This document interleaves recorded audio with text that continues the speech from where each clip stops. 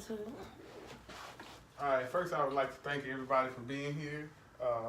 We're going to talk about a very important subject today that is not talked about often, a subject that we need to talk about, especially on jobs if you're working with people or just you out and about, family members. We're going to talk about CPR, the steps to CPR, what you can do to prevent someone from going into cardiac arrest. That is the most important part that you want to prevent someone from going into cardiac arrest. And the faster you jump on it is the faster you can help that person from going into cardiac arrest.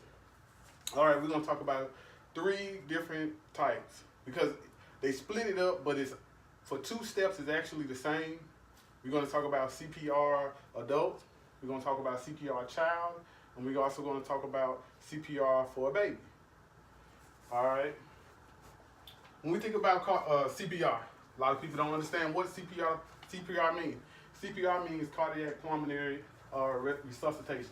That means where basically the person, when a person needs CPR, some way their airway is getting blocked. So if somehow you're getting choked by some food or whatever, and if air and blood can't get to your brain, you'll go into cardiac arrest. And what you're doing when you do compressions, you're basically pumping the heart. It's like you're squeezing a bag of juice or a bag of something, basically with the heart. You're making that blood and that oxygen go to the brain. And those compressions are very important when you performing CPR. Okay, for the adults, first, let's say you're out somewhere and you're at a restaurant with your family and friends, and you see someone choking. Well, you think that they're choking and they're coughing. First, you need to know that if a person is coughing, that's fine. That means that they're basically trying to get whatever that object is out of their airway. It's basically out if they're choking. They can talk, you see they can talk, they're fine. But if you hear a gag, that means they need help. And you got about 5 seconds to get over there and probably push their stomach in, the Heimlich position, or they're going to pass out, pretty much. And it really happens with babies, but we're going to get into that later on. First, what you want to do is, let's say that they have went into a cardiac arrest and they have passed out. You want to go over there for, let's say, for legal reasons. You want to ask that person if they're okay. You come in and you check and see if that person is breathing. How you see if that person is breathing, you want to check right between the bone on their hands, or you can check right here. Check and see if they're breathing. If you don't feel a pulse, immediately, and you can get in trouble for this, immediately start compression. If you are a CPR certified person and you start CPR and you don't finish and that person die, you are responsible. Those are the things that a lot of people don't realize.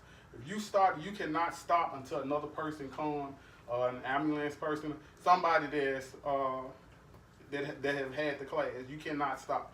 You must keep doing compressions on that person and giving them the two breaths until you see some type of form, if they're breathing or something comes out of their mouth or their airway, but still you want to make sure that person is breathing. And like I said, that's steps when it comes to the child and the adult.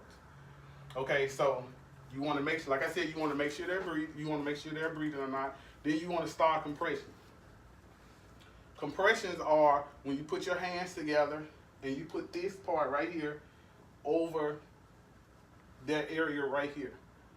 And then you put your hands together and then you go down as deep as 2 inches.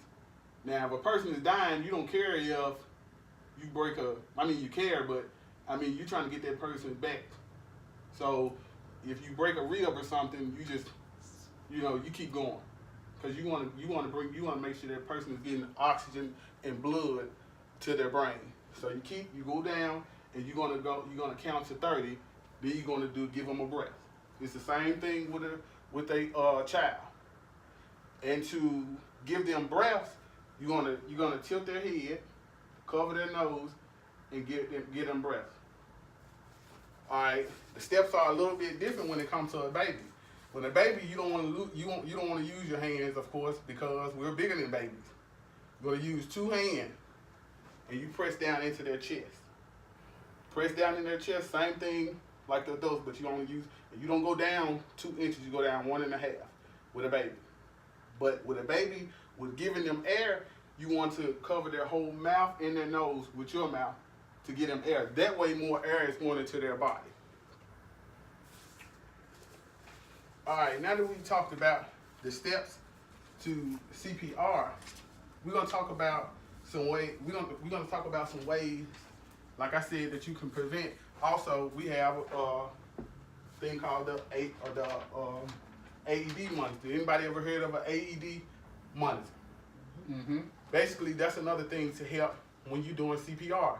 You want somebody to go get an AED monitor and call the ambulance. Most likely, the ambulance is going to come with an AED monitor.